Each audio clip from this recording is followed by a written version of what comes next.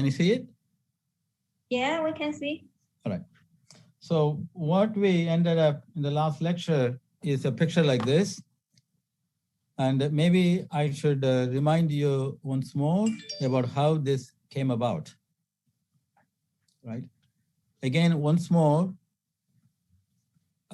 we have the free energy. Let me summarize this again. Free energy of mixing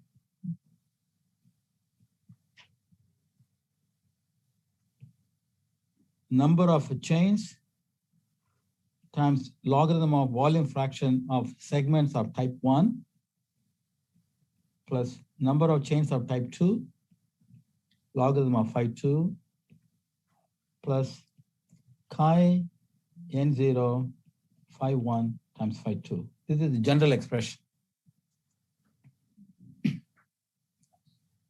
And then as I just pointed out, I like to think in terms of an experimental quantity, which is a chemical potential. In the, if you take solvent, it's osmotic pressure, right? The chemical potential of the first component, for example,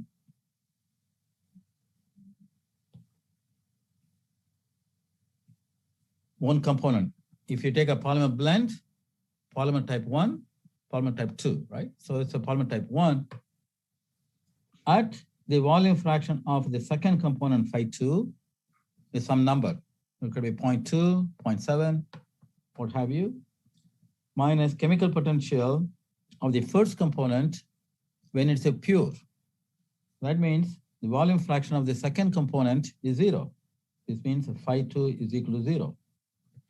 And divided by kT, this is equal to derivative, partial derivative of a delta Fm by kBT with respect to N1, keeping the other one constant and at constant temperature. So that's the chemical potential of the first component. Now, if you substitute this expression into this term and take the derivative, what you get is log 1 minus phi 2 plus 1 minus N1 divided by N2 phi 2 plus chi N1 phi 2 square. This is what you get in general. As an example, I'm giving you as an example.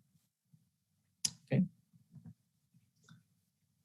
Now, similarly for mu2, and I already mentioned to you that we do not want to have any gradients in chemical potential in the system in equilibrium. Therefore, I would say in equilibrium,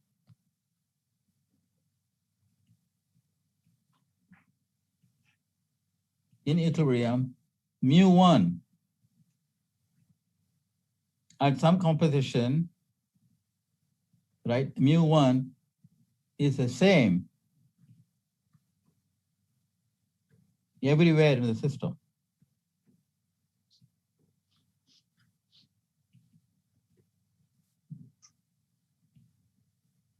Also, mu2 is the same everywhere in the system.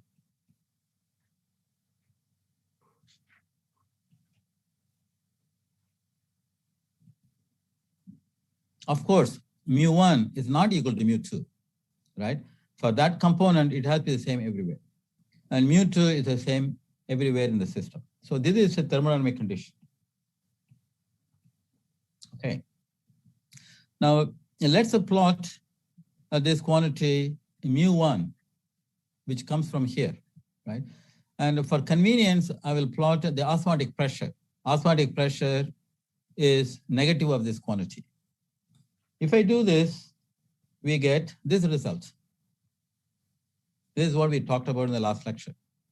If you do this, osmotic pressure times molecular volume of the solvent. I'm plotting this osmotic pressure for solvent. In this particular case, N1, capital N1 is 1 for the solvent. Capital N2 is number of segments of the polymer. Right? I'm giving as an example. You can do this for any system in general, but for this particular example, I'm plotting this one.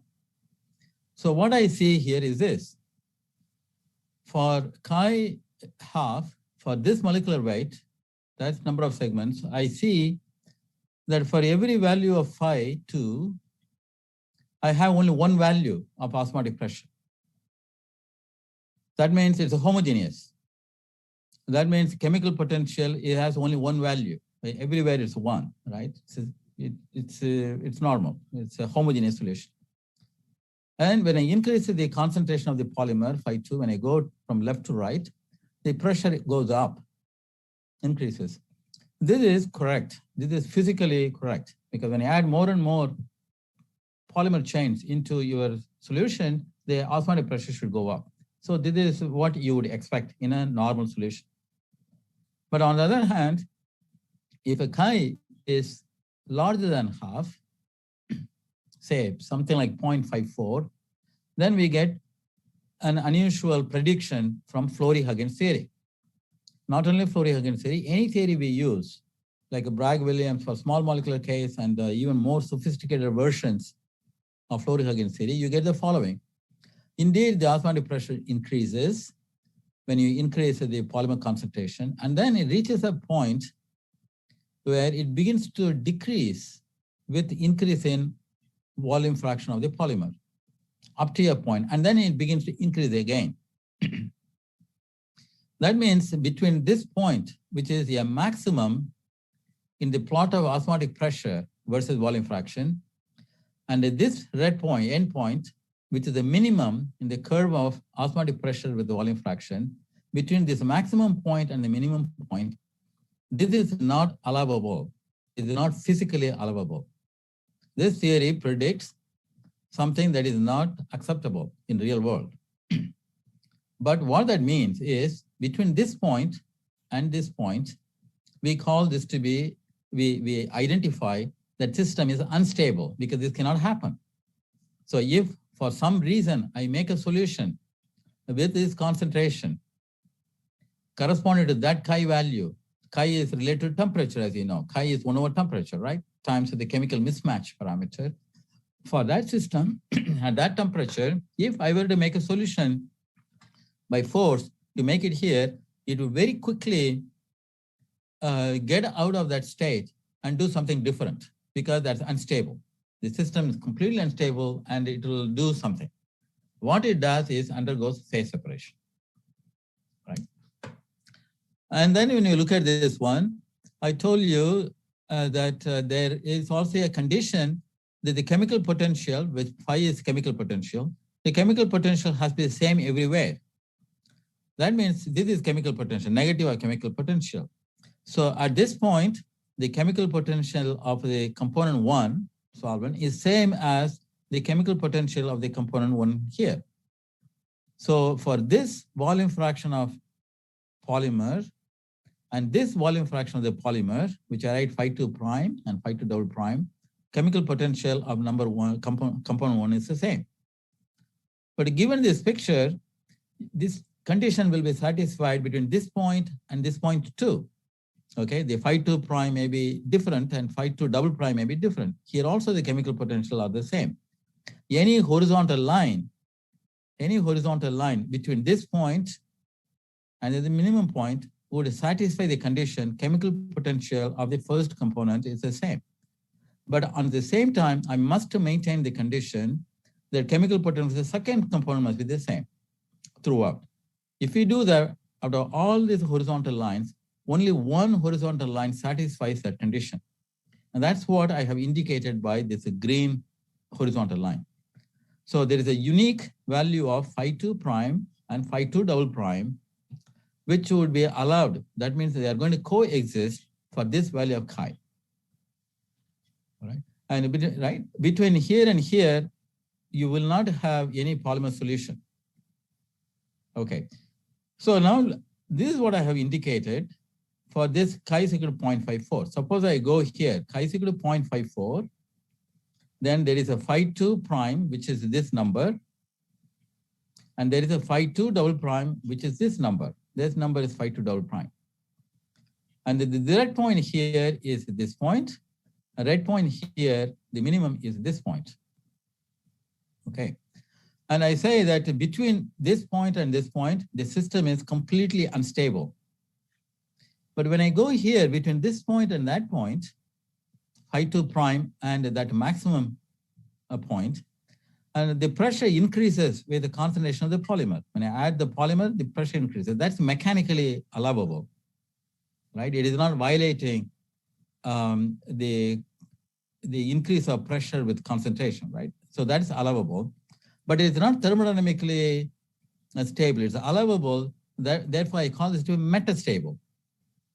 It is not stable, right? It is not stable. It's a metastable. So what I say is, I write in this region,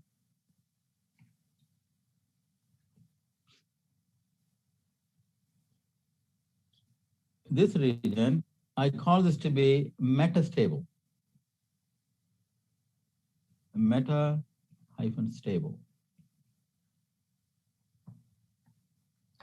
Similar way, here between this point and this point, the pressure increases with concentration. Therefore, it's mechanically allowed, but thermodynamically not allowed, because if I do this, then the chemical potential of the second component having to be the same is not allowed, right? Therefore, however, this is metastable. This is not thermodynamically stable, but mechanically stable. Therefore, we call this region to be metastable.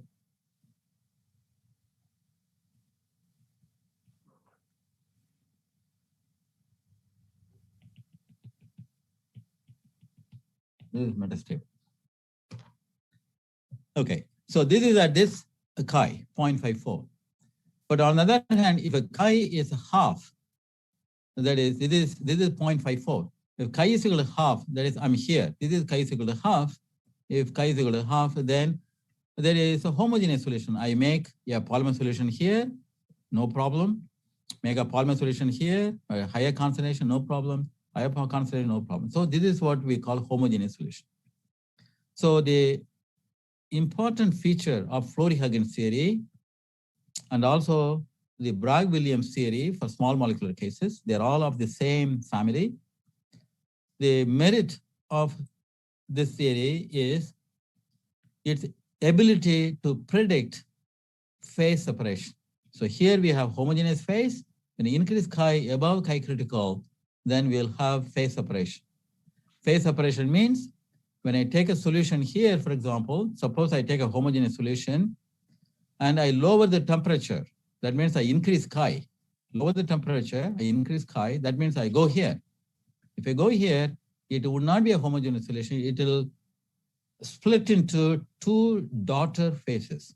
One phase will have this concentration and another one will have this concentration. Two daughter phases, but you have to wait. The mechanism by which this mother phase that I have here, upon quenching, how the mother phase gives the two daughter phases depends on whether I quench the system into unstable region or into a metastable region. If I quench the system, suppose I have a homogeneous solution, I bring it here in the metastable region, it will phase separate to give me this phase with a higher concentration here, another phase with that concentration here.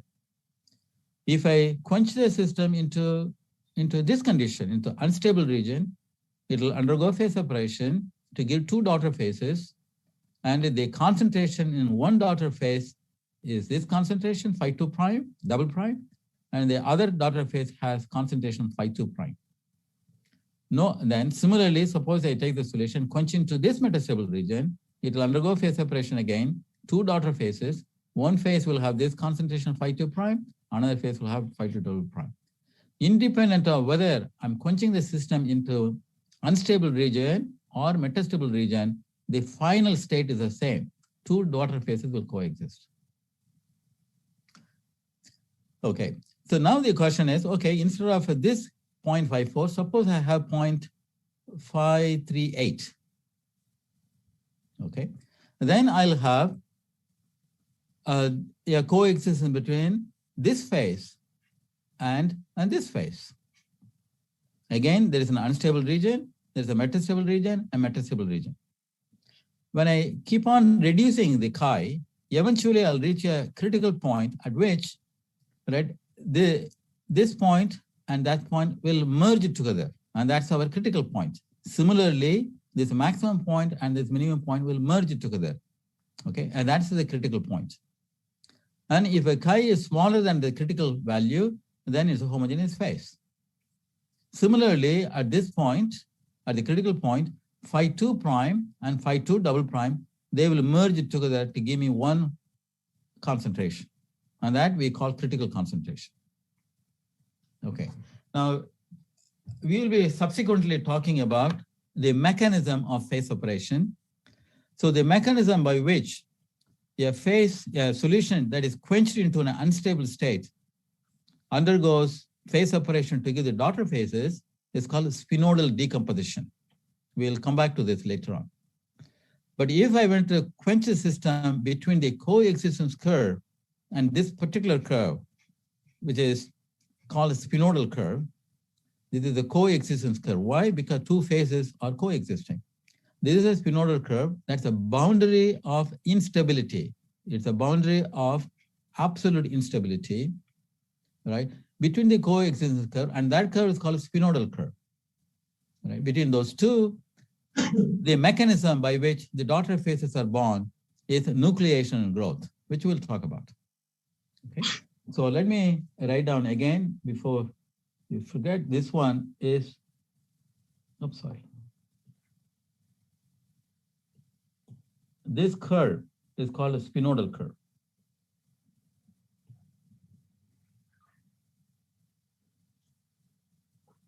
Okay. Now let me write the conditions, right? What are the conditions? How do we get this? Please look at the condition for spinodal curve. How do we get this? The spinodal curve, right? This point corresponds to, say, that minimum point. This point corresponds to this maximum point. So this is the maximum of osmotic pressure or chemical potential 1. Chemical potential, as I told you, is the first derivative.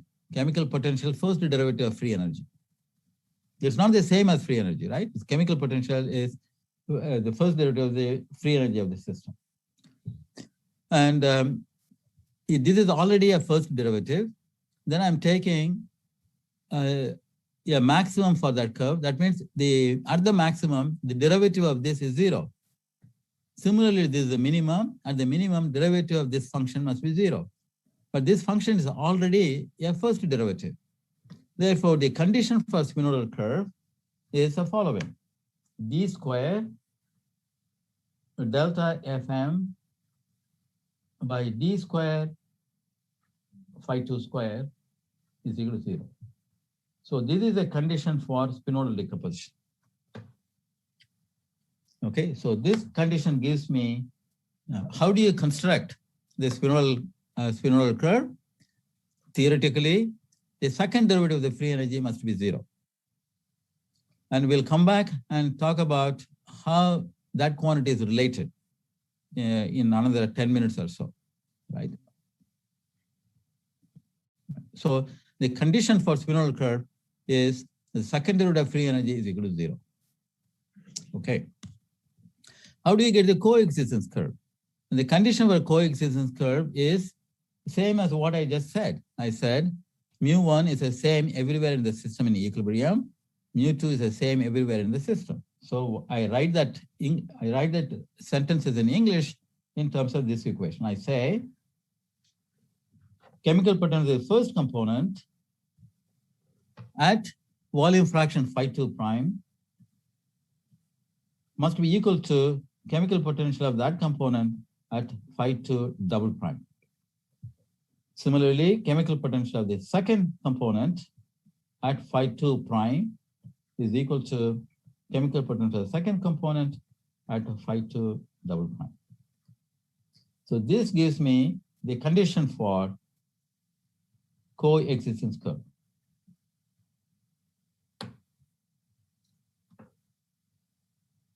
Okay.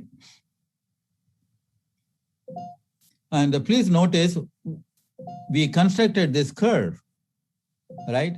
We determined phi 2 prime, phi 2 double prime. There are two unknowns, right? Phi 2 prime is one unknown, phi 2 double prime is another unknown. So we solve for these two unknowns from these two equations. I gave an expression for mu1 here. Similarly, I gave an expression on mu2 before. I told you that. So I have two equations in terms of phi 2 prime and phi 2 double prime. Solve those two equations together to determine these two unknowns. And that's how theoretically you compose the coexistence curve. Since you have an expression for delta Fm, take two derivatives, equal to 0, you get a spinodal curve. Now this is the way you construct your phase diagram, theoretically. Okay, so I want to again emphasize that we are going to continue more on some predictions of this theory. The way you compose in general, any system is you come up with a theory for the free energy of the system, whether it's a gel, a polymer blend, polymer solution, liquid crystalline polymers, right? No matter what the systems are, you appropriately you derive an expression for or construct a model, derive an expression for delta M, free energy of the system, and then you do these two operations. You calculate the chemical potential and make sure the chemical potential is the same everywhere in the system for every component in the system, you get the coexistence curve. And then in the limit of instability can be obtained by taking the second derivative with respect to every component to be equal to 0. Okay, that's how you do it. Once again, only outside this green curve, you can make a solution. If you try to make a solution inside this green curve, you cannot. As a matter of time, it will undergo phase separation. When I say as a matter of time, that depends upon the mechanism of a nucleation growth, which we'll talk about, and the mechanism of spinodal decomposition, which we shall talk about. And some process could be quick, some process could be very long. But eventually, if you wait, you'll have two daughter phases in this particular two-component system, two daughter phases that will be born. Okay. Now, I think that therefore what is happening is, if you are trying to make a blend, or if you're trying to make a solution or a polyurethane solution, anything you want to do, you need to know the boundary, green boundary, which I'm giving you a recipe how to do that. But before that, most important thing is this critical point. Okay, how do we get the critical point? The critical point is gotten, right? That critical point is gotten by looking at this curve, right? This purple curve corresponds to critical point, because just for chi values above that critical value, you'll have two phases. This curve will become more like non-monotonic. Okay. Therefore, at this point, in this curve corresponds to a situation where there's an inflection point. Right? There is an inflection point. At the inflection point, what is inflection point? Right? The first derivative of that function is 0, and second derivative of that function is 0. That is the definition of an inflection point. Okay, at that point, right, that's a critical point. That point is given by this formula. This is the derivative, first derivative of pi, right? That is, pi is, I'm telling you, chemical potential, right? So d mu1 by d phi 2 is equal to 0. At the same time, the second derivative is also 0. So this is a critical condition.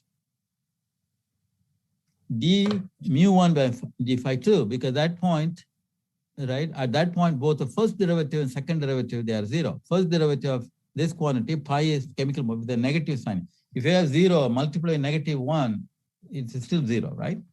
So the first derivative of chemical potential is equal to 0. Second derivative of the chemical potential is 0. Okay?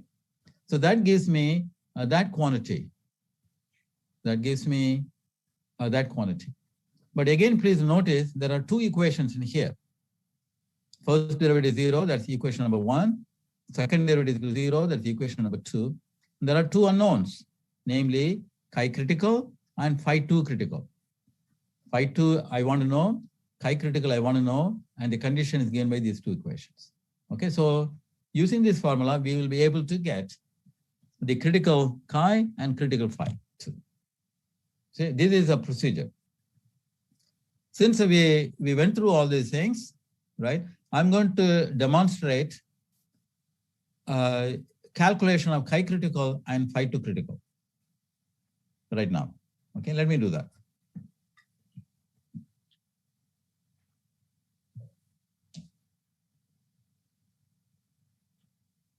Okay, so what is the condition? D mu1 by d phi 2 is equal to 0. Okay, I have mu1 in here. Let's do d mu1 by d phi 2 divided by kt if you like. Okay, if you like it. That's equal to, please take the derivative of this, right, with respect to phi 2. Logarithm, so that's negative 1 minus phi 2. And then there's a phi 2 only leading term plus 1 minus n1 by n2 phi 2,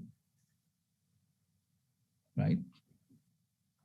Then I have an extra term plus 2 chi n1 phi 2. This is equal to 0. Let me take the second derivative, d square mu1 by kt by d phi 2 square. Okay, we can take the derivative of this. There's a negative sign, another negative sign, 1 minus phi 2 square, another negative sign. So I have negative 1 minus phi 2 square. And then derivative of this constant goes away, plus 2 chi n1 is equal to 0. So I should write down, when since I'm putting 0 here, this is phi 2c, this is chi c, this is phi 2c, this is phi 2c, that's chi c. At the critical point only, these two, they are equal to 0. And so what do you have? I have n1 I know n2. There's nothing else going on here for this two component system. And there are two unknowns, chi critical and phi 2 critical. So let me calculate this. Okay, I think you know how to do this, right? Simple equation, right? If you do this, chi critical turns out to be square root of n1 plus square root of n2 square divided by 2n1 n2. Please notice there is only n1 and n2 that appears, right? And similarly, phi 2c is equal to square root of n1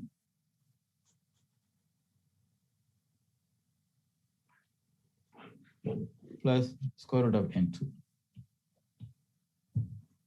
So that's the solution. If you do this calculation, right, because I explained to you how the critical point is determined, substitute the expression. We start from there. It's wonderful, right? You start from there, Flory-Huggins theory, and then you get to this wonderful result. It's absolutely a marvelous result. Now I like to look at the consequences of this. Okay, and I'm afraid since I just to put it in here, I need to put it at the top here. Okay, because I need to draw figures. Again, let me write chi critical is equal to square root of n1 plus square root of n2 square 2n1 n2, and phi 2c would be square root of n1 divided by square root of n1 plus square root of n2. Okay, let's look at the situation of small molecular mixtures to see how our logic goes. Small molecular mixtures, right? Oops. Small molecular mixtures. Small molecular mixtures.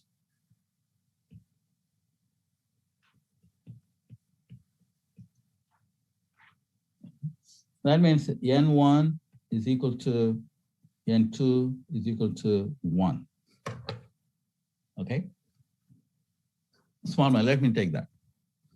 So what is chi critical? So I'm going to plot chi here.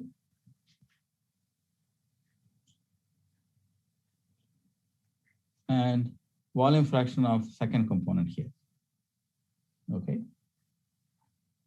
0, 1. Okay, let me look at this one. First of all, here, this is 1 plus 1, that's a 2. 2 square is 4. And then n1 is 1, n2 is equal to 1. 4 divided by 2 is 2. So in this scale, let me write this to be, let me write this 2 to be, say, somewhere here. That's 2. This is 0, that's 2. So the critical point corresponds to, right, somewhere there along 2. What is phi 2 critical? 1, the numerator, 1 plus 1, so half. So it's going to be half here. This is my half, right? This is half. Okay. So that means the critical value, critical point is somewhere here. Okay, this is phi 2c, that's chi c. That's what this theory predicts. Then above chi, there will be phase separation. Above chi, there will be a coexistence curve like this, and then there is this spinodal curve like this. So what you see is you have homogeneous phase everywhere, right? You have to go for chi to be very high. Remember in the previous example, I showed you 0.532, something like that, right? Here, you can go all the way up to more than 2 in order to see any phase separation. Okay. Now let's look at polymer solutions. Oh, let me do the polymer blend. Okay. Symmetric blend, polymer blend. That is N1 is equal to N, and that's also equal to N2. Now let's draw in the same scale. Let's draw the phase diagram. This is phi 2, 0, 1. Okay, so capital square root of N. Here, square root of N plus square root of N. So I have half. So what I get is, I get half. That's my phi 2c for the symmetric blend. Again, right, I get it only at 50% of the volume fraction of component 2, I am going to have phase separation, but at what temperature, at what chi? Let's figure it out. So here, please look at this, root of N plus root of N. The 2 times root of N square is 4 times N. And here in the denominator, we have 2N square.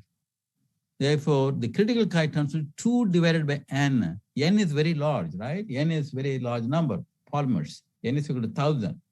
So 2 divided by N, right, a very small number. So that number, I'm going to write it to be here. I don't know where to write it, but I'll write it like this, 2 over N.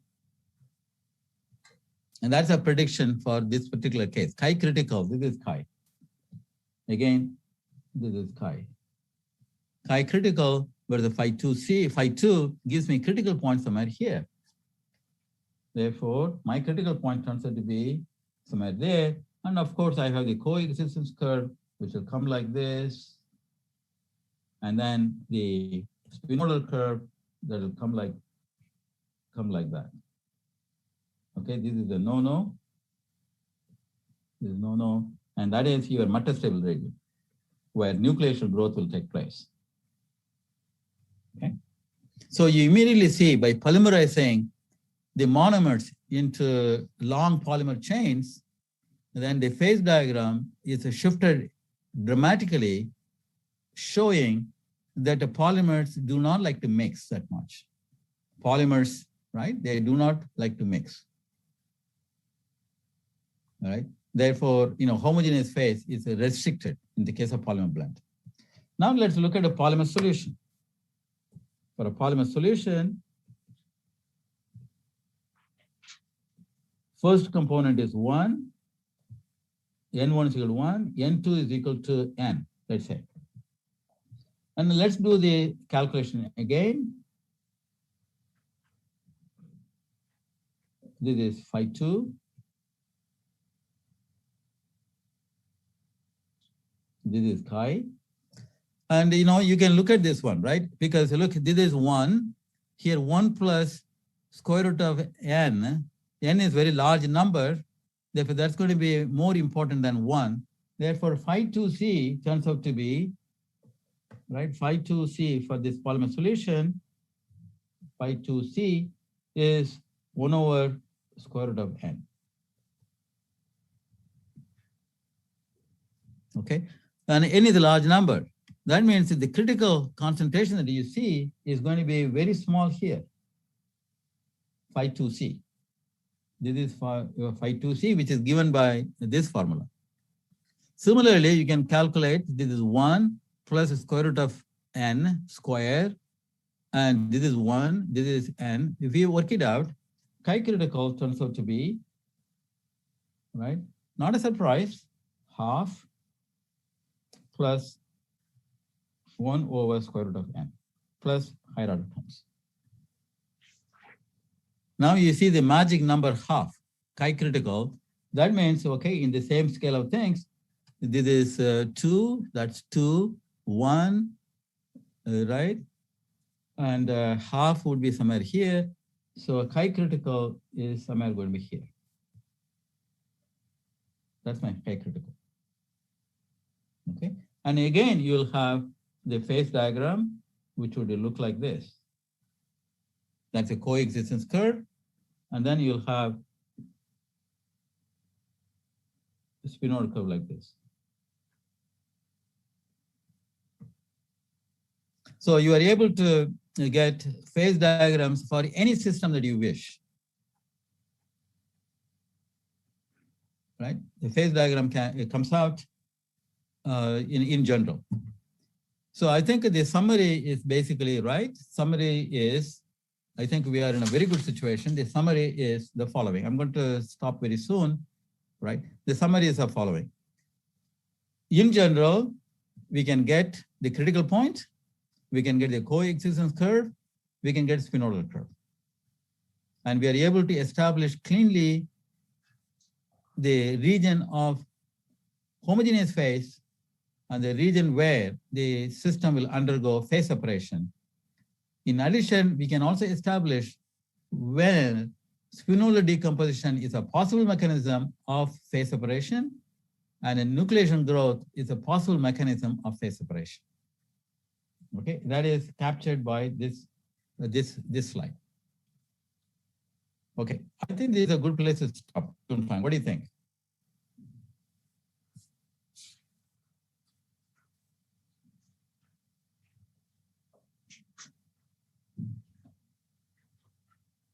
Hello, Professor. Yes?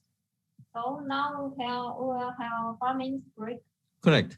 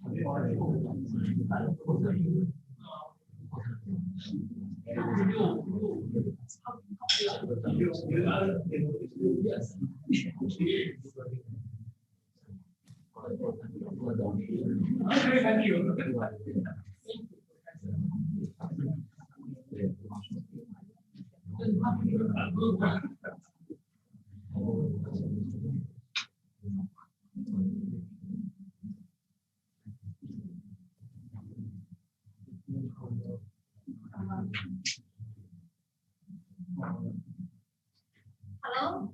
Yes. Are you ready? Yeah. Okay, let's start. Okay. Okay, so in summary then, right? According to this Flory-Huggins theory, if a chi becomes higher than a critical chi, so here is a critical chi there for that system, critical chi here, critical chi here. If chi becomes larger than critical chi, the system will undergo phase separation. And that means from an experimental point of view, I need to know what chi is. If I know what chi is, if I can measure chi, then I'll be able to compose an expectation based upon this theory. If I know for what the chi is for a particular system, I know what to do. Under what concentration of one component, second component in this case, I can make a homogeneous blend. Right? So I need whether my chi is there or chi is here, or given a chi, And knowing molecular weight, I'll be able to right away imagine or tell, make a prediction that the system is going to be stable, homogeneous or not. Therefore, the important thing now, the task that we have right now is to determine chi experimentally. That's what we need to do. All right. So that's our next subtopic. How are we going to determine chi, particularly in dense systems? I have a blend, for example, right? Mixture of crystallizable polymer with an oligomer. So I have in general. How are we going to do that? That takes me to another theory. Okay. This is a century-old theory. We use it all the time, and that is called Ornstein-Zernike theory.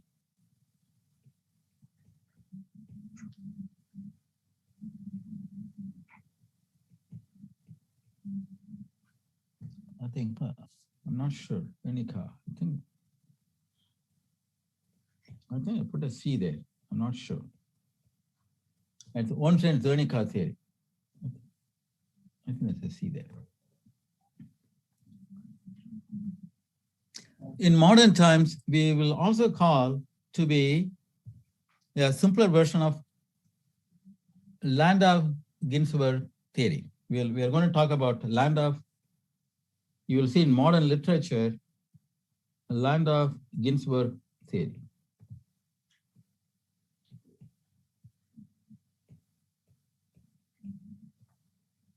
Okay.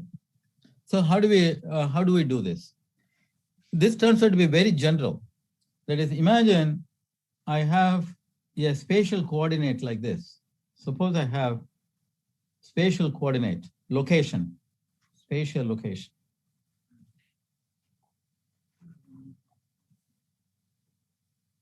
And let's say concentration of phi 2 at some location R. And that's going to be fluctuating. It's not going to be same everywhere, right? It's going to be fluctuating like this. About some average value. I'm talking about homogeneous phase. Okay, this straight line, that is average value, phi 2 average, for example, or phi 2 equilibrium. I could write this be phi 2 equilibrium, that is average value. So I'm going to define a fluctuation in this local concentration of one component with respect to its average value. Then I'm going to write it to be what's called order parameter.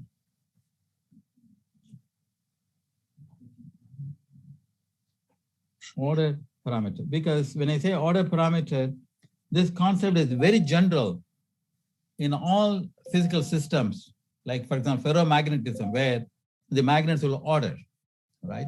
And et cetera, et cetera. So I'm going to call this to be order parameter. I define this to be psi at R.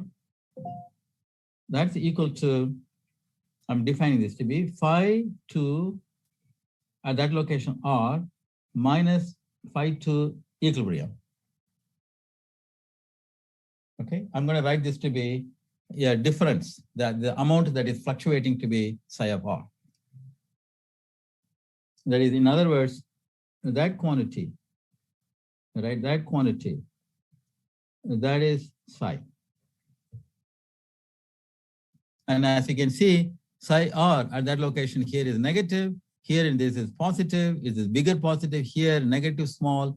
Here it's a positive but less than this number. So it's a fluctuating quantity. What I'm going to do is I'm going to take Flory-Huggins theory now, and I'm going to rewrite Flory-Huggins theory in the following way. Expand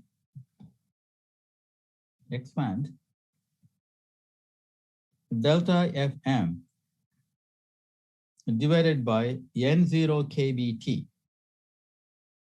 Please notice that N0 is the total number of sites. So that means this is free energy density.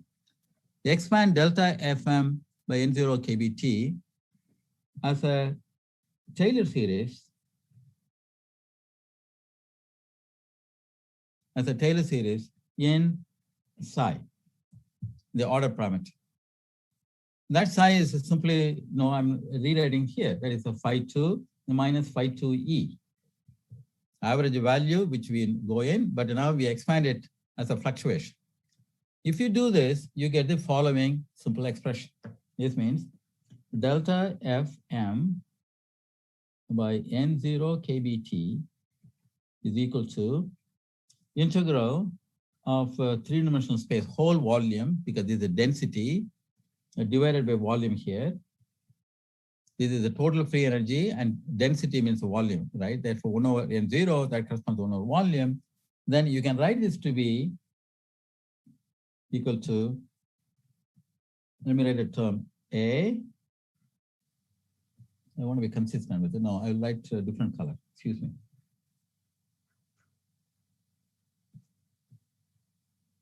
Let me write A psi squared. For convenience, I put 2 psi squared, where psi is the order parameter. I'm going to define in a minute what A is. You know the Taylor series, presumably, right?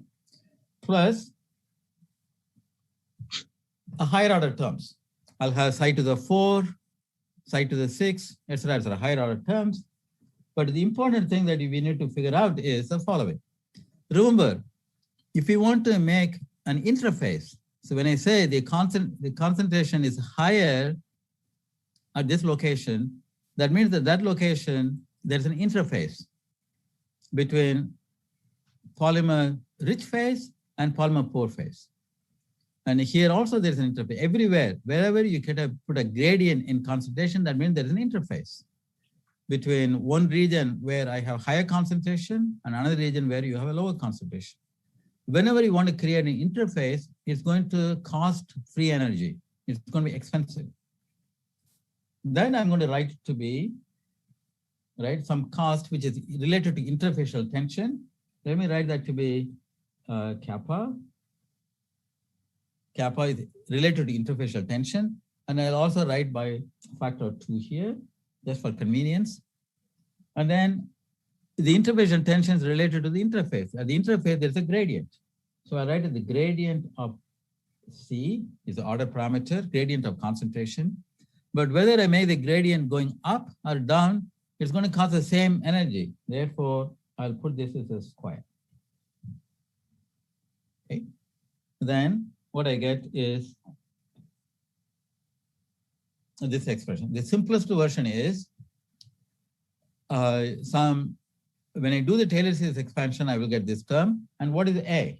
This A, I have to explain because it's a Taylor series expansion. That A is basically what we have seen before, which is second derivative of a delta Fm by N0 kBt by d phi 2 square. Remember, it's a Taylor series expansion. Taylor series expansion, right? You expand this as a Taylor series in terms of psi, which is phi 2 minus phi 2e, and then the coefficient is 1/2, which I have written here. This is the second derivative evaluated at phi 2 is equal to phi 2e. Okay, that's the definition of your Taylor series expansion. So this is fantastic, right? This is fantastic in the sense that if we could write the free energy mixing in this form, right, in terms of fluctuation, and if there is a way to measure fluctuations, then we can get this quantity A. What is A? A is related to the second derivative of delta Fm by kT. And what is this second derivative? We know from the Flory-Huggins theory, right? From the Flory-Huggins theory, we can calculate that. If you do this, you get 1 divided by N1 phi 1 E. I'll simply write phi 1, right, without E, plus 1 over N2 phi 2. And then Flory-Huggins theory, then you also have minus 2 chi, that's it. maybe I'll put in a red because that's the way we had.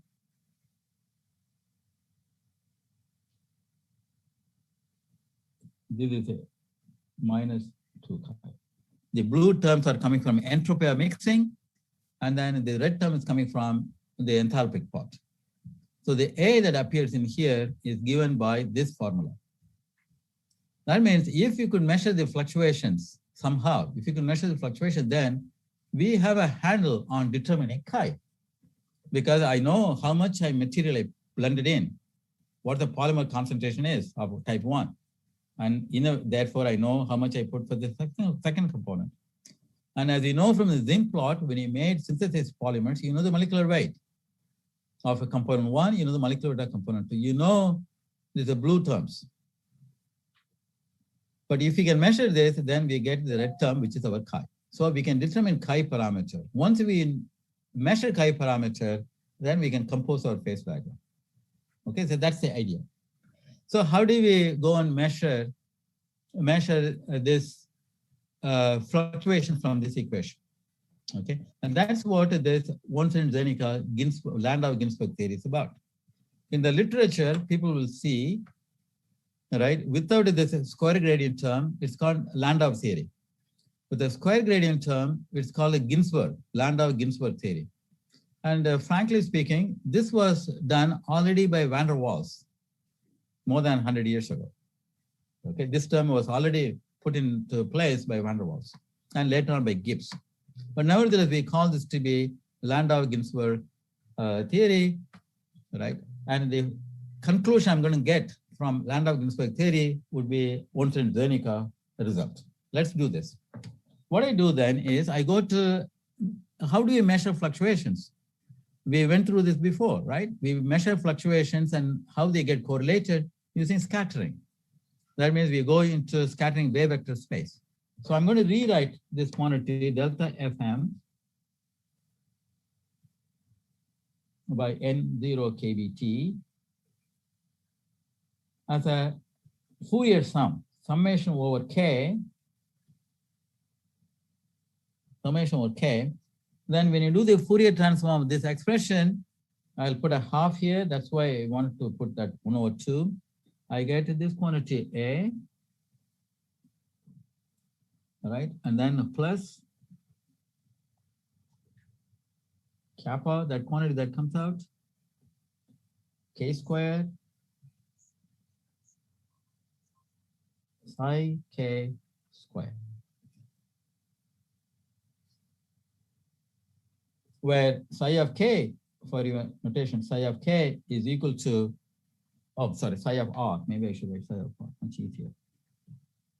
Where psi of r expressed in terms of summation e to the ik dot r psi k. So I do given that definition of Fourier transform, that is writing psi of r like this, right? You can show that this expression can be converted to this expression. But the advantage of doing this simple analysis is that with a paper and pencil, we can calculate the structure factor. Remember the structure factor I told you before, experimentally, the structure factor, S of k, is equal to psi of k squared.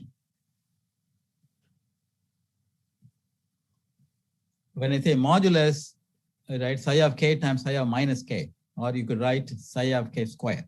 That's the average. And that psi of k average, square average, comes from the previous expression. Because if the free energy change goes like quadratic in psi squared, the average using this free energy expression, writing the probability corresponding to this free energy expression to realize a certain fluctuation, you can calculate psi of k squared, which is simply reciprocal of this quantity. So this is equal to 1 divided by A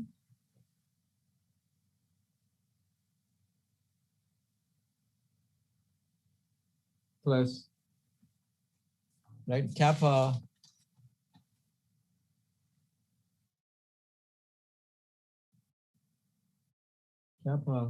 and then k squared. I think this is really fantastic, right?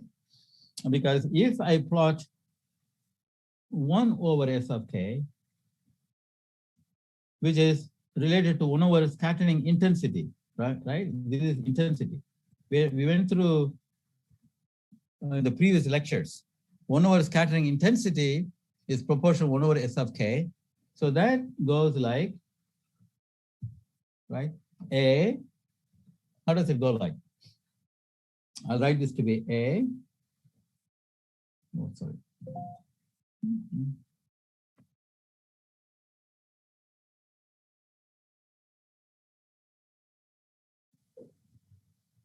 I'm saying, yeah, factor of A times 1 plus, let me write down kappa by A, if you like. Don't like that.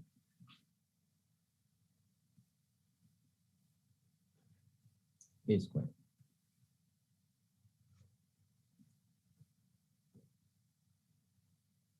Okay, this means if I were to plot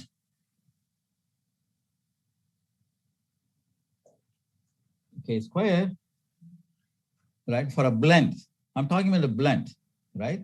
And this is 1 over S of K. If I are related to intensity apart from the contrast factors. If I want to plot 1 over S of K versus K square, yes, indeed, you have a data point like this, right? And you extrapolate. And what you get is this quantity, the intercept,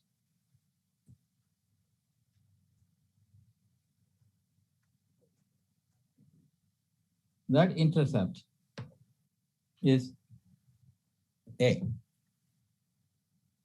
right? That intercept is equal to A.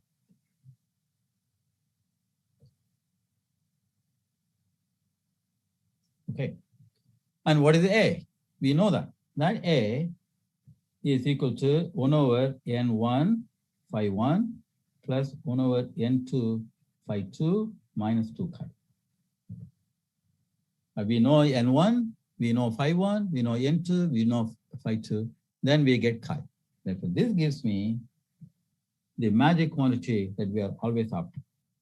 This gives me chi experimentally. Because I know N1, I know F phi 1, I know phi 2. So I'm able to determine chi exactly. Now let's think about what the slope tells me, right? Based upon this expression, right, going back to that expression, what I have is 1 over scattering intensity is equal to, right, 1 over scattering intensity when K is equal to 0. When K is equal to 0, this is 0, 1 plus 0 is 1, so that's A. So this A is 1 over scattering intensity at K is equal to 0 times 1 plus your term K square. I write K square here, that's K square, but kappa by A, right? K square is, remember, 1 over length square. That means that kappa by A is the length square. And that length is our correlation length.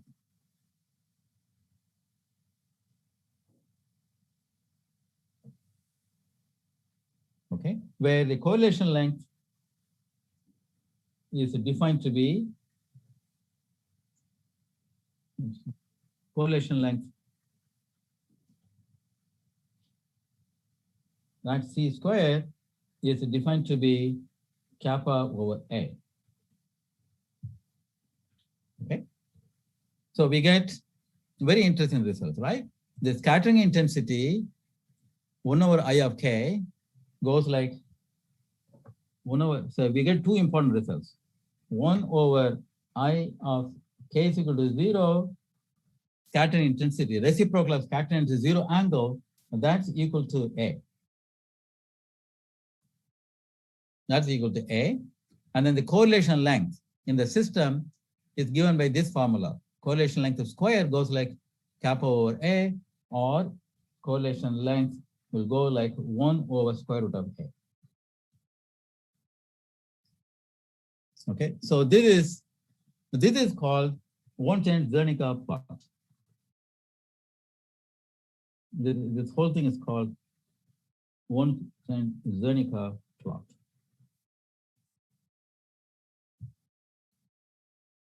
Okay. Basically, you plot 1 over scattering intensity versus scattering wave vector square. You did this before for Zim plot. 1 over scattering intensity versus K square, or D by E, right? That's how you got radius of gyration, a molar mass, etc. But in the plot looks very similar to what we did before, but except now this is for exploring concentration fluctuations. This is for higher concentrations. All right. Now let's see what the predictions are. I'm telling you A is equal to this number, this quantity, and we use this to determine chi. Now let's see what happens if at the critical point. At the critical point, I told you, or a spinodal point. Let's go to the spinodal point. What happens at the spinodal point? At the spinodal point, we have the condition. At the spinodal point, that's a spinodal point, right? At the spinodal point, the second derivative of free energy is 0. It's a 0 at the spinodal point. And what is the second derivative of free energy in this formalism? In this formalism, right, this quantity A is actually second derivative of free energy.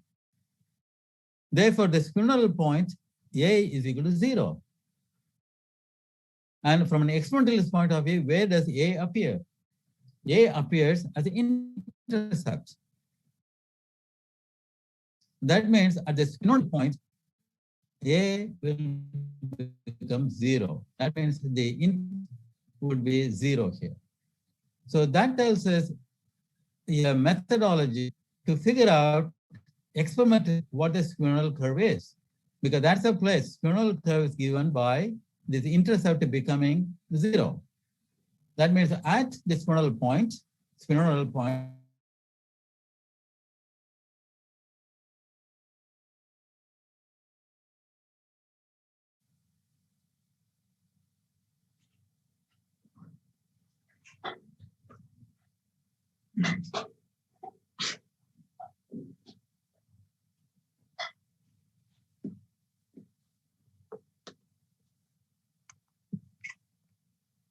N1, 5, okay, phi 1 is equal to 5, okay, plus 1 over N2, 1 minus 5, because phi 2 is equal to 1 minus 5.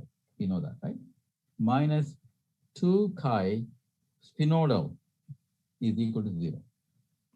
At that point, chi is spinodal chi. This is spinodal chi.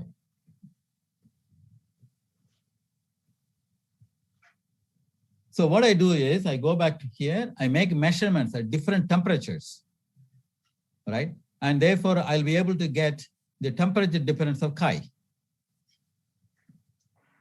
Right? And then what I get is I extrapolate at different temperatures until the intensity, extrapolate intensity at 0 angle becomes reciprocal of that is 0. That is, intensity goes to infinity. 1 over infinity is 0. Then I'll be able to get this spinodal curve. If I do this, then I'm able to experimentally construct this red curve, right? I mix different molecules of different molecular weights and do the scattering experiment. Not only I get a chi parameter as a function of temperature, but I'm also able to construct this spinodal curve. Okay. So that's the methodology, experimental. So this plot is extremely important. At the same time, it also tells me in the homogeneous solution what the correlation length is for concentration fluctuations. Because if I take the psi k square and then do the Fourier transform, I will be able to get how concentration fluctuations are correlated. So this is C that appears in here. The correlation length C is actually the correlation length for concentration fluctuations. Okay, Let's go back and look at this then. Therefore, I could write A to be equal to, since it is 1 over n1 phi plus 1 over n2 1 minus 5 is the 2 chi s, and taking in general then, I can write this is equal to 2 chi s. And A, I can write it to be 2 times chi s minus chi. Therefore, in general.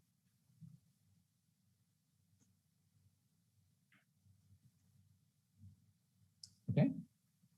And I know that a chi roughly is proportional to 1 over temperature. We know that. Therefore, I can write A to be proportional to, right, 1 over Ts minus 1 over T, right? And that means this is T minus Ts divided by Ts, something like that.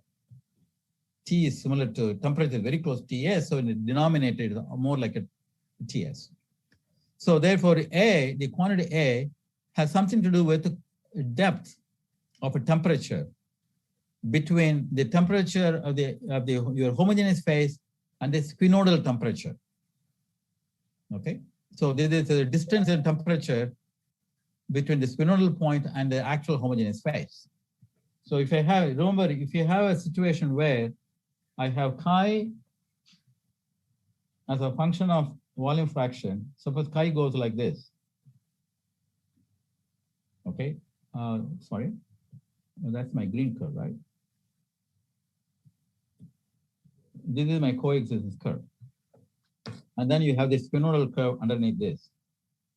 So what I'm trying to do is, I take my system here, right? And I'm trying to go in this direction.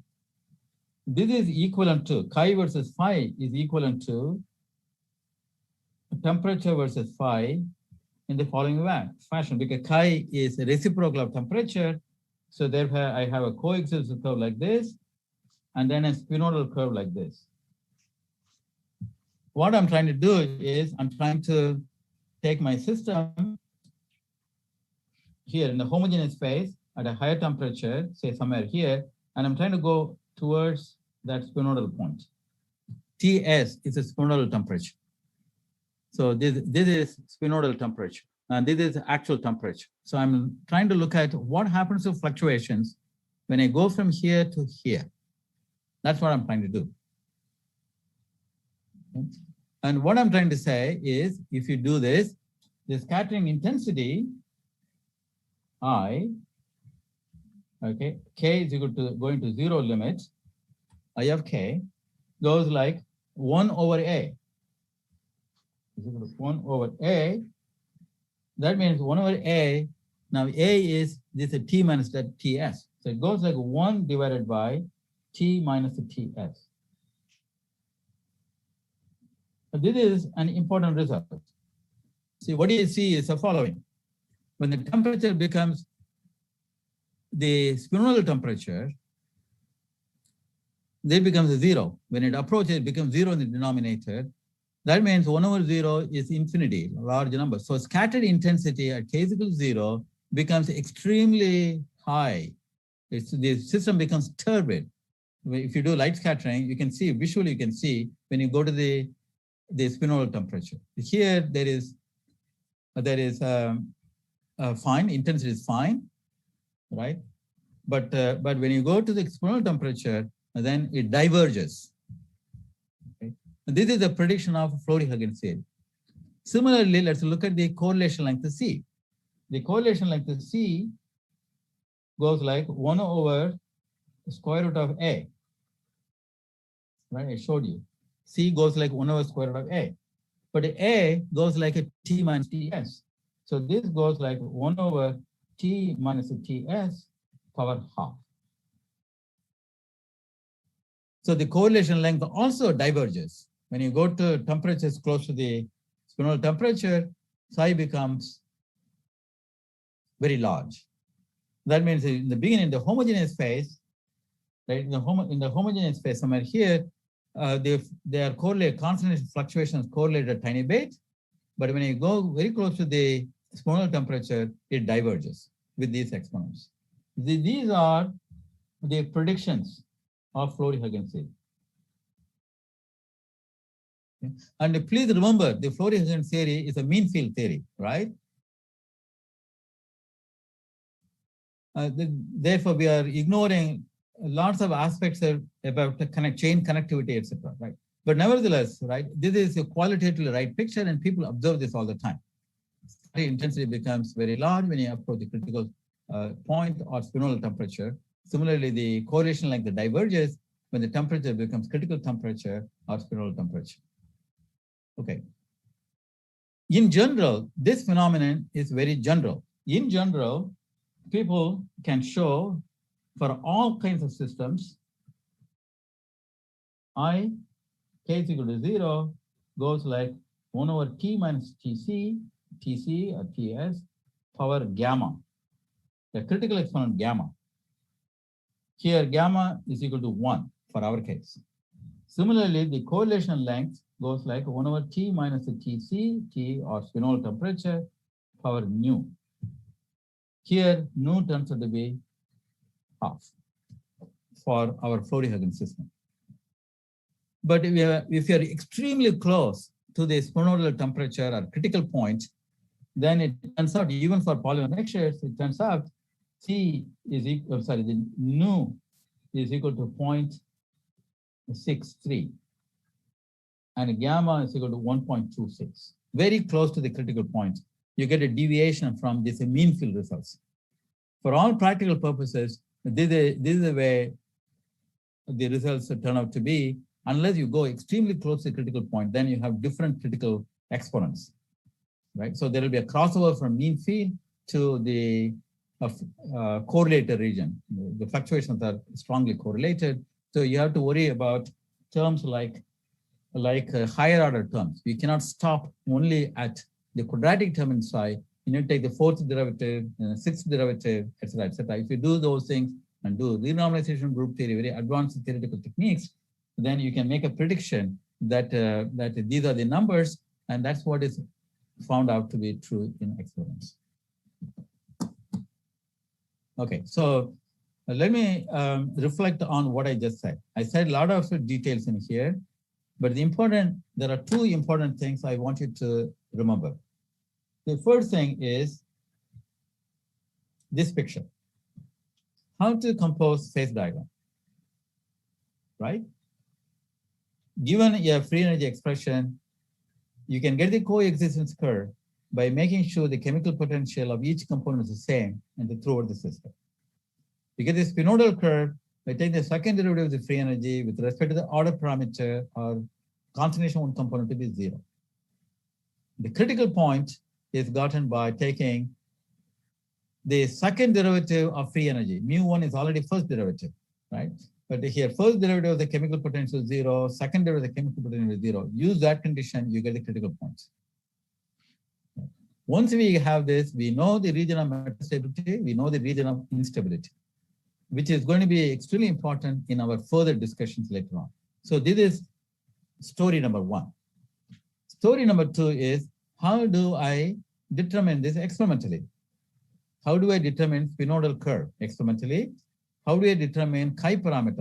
I need to know chi, because based upon this expression, we made calculations to show these results. So we know, if we know chi experimentally, and if it's higher than that chi critical, we know it will phase separate. If it's lower than that, it will not phase separate. Therefore, we need to measure chi, because we know chi c for a given molecular weight of 1 and 2. We know chi c, we know phi 2c. Therefore, if we determine chi, then we can tell immediately, because we know these numbers, we can tell whether we are able to make a blend or not, mixture or not. Okay. So how do we do that? We do that using Ornstein-Zernike plot. Okay, measure scattering intensity, reciprocal of that, plotted as a function of k squared. Intercept will give me A. I know N1, I know phi 1, therefore I can get chi at the different temperatures of your measurement. So we got that. And as a bonus, we also get correlation length of a concentration fluctuations in the system. Right. And on top of that, if the intercept happens to be 0, or if we extrapolate, we get series of curves like this, extrapolate at a different temperatures and extrapolate the situation when A is going to be 0. Then you got your chi spinodal, because that's a place where A is 0. Therefore, I got this spinodal curve, and we got correlation length. So we got everything that we wanted. We can measure chi, we can get spinodal curve, we can get correlation length experimentally. So this is the combination of theory and experiments. Okay. So now what I like to do is I like to tell you experimental result on chi. How does it? Okay, now we know how to measure chi. Let's measure chi as a function of temperature. If we do this, in general, it turns out experiments.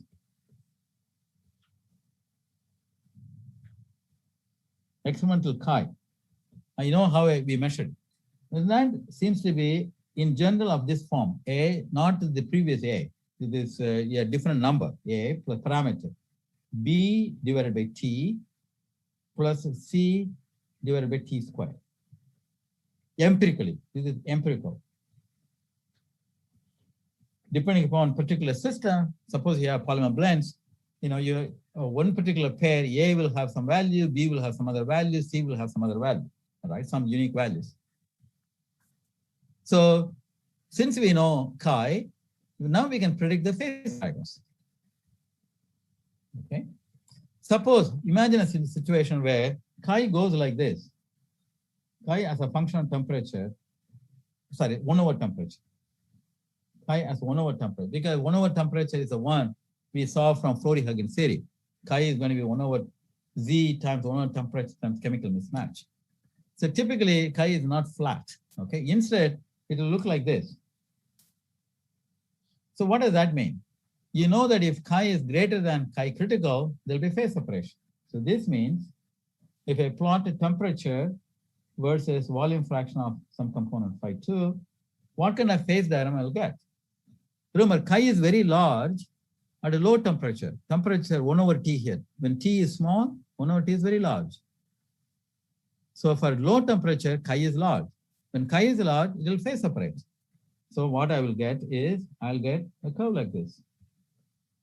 At low temperatures, chi is large, and chi is large, it will phase separate. High temperatures, chi is small. So presumably, you're right, if chi is smaller than chi critical, it will be homogeneous phase. So you'll have this kind of phase diagram if your chi temperature difference of chi looks like that. This is called UCST. UCST, upper critical solution temperature. Because the temperature, critical temperature is up of the curve. That's why it's called upper. This is, nomenclature. Now let me go to another situation where chi is opposite. Chi as a function of 1 over T, it goes down like that. What this means is, if I plot temperature versus volume fraction phi 2, what I would get is, look at this, a low temperature, that is right here, a low chi is small. At low temperature, it's homogeneous. At high temperature, where 1 over T is small, chi is large. That means it will phase separate. So now I'll have temperature versus phi 2, I will have a phase diagram of this type. And then this is your spinodal curve. This is temperature. Please notice this is temperature versus phi 2. This is called LCST. LCST. Lower critical solution temperature.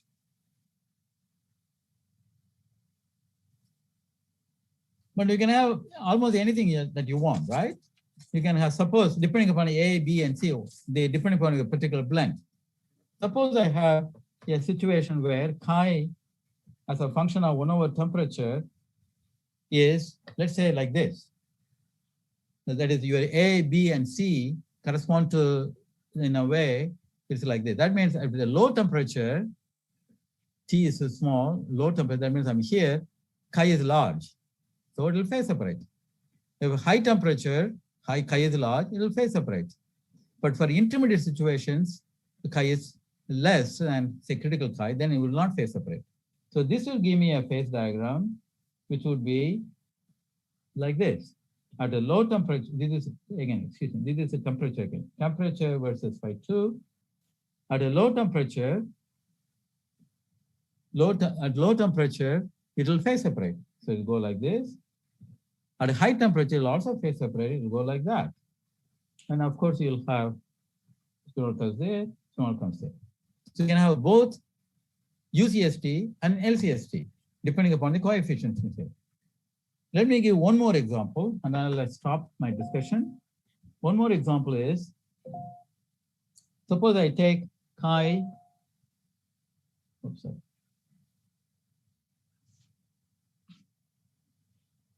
Yeah. Chi versus 1 over T. Suppose it looks like this. And the intermediate situation, chi is large. A low temperature means T is low, means I'm here. Low temperature chi is small, when it's homogeneous. At high temperature, I'm here, it's homogeneous. So this will give me a phase diagram, T versus phi2, a phase diagram like this one. Only at the intermediate cases, I'll have phase separation. And outside that, it will be homogeneous. So you can have any kind of phase diagram that's conceivable depending upon the values of A, B, and C. And how do you do this? How do you know this for your particular system? You do Ornstein-Zernike. Make a measurement. Okay. So this is a good place to stop. I think I should stop here. We are already 2 minutes ahead. 2 minutes behind, I meant. So, okay. I'm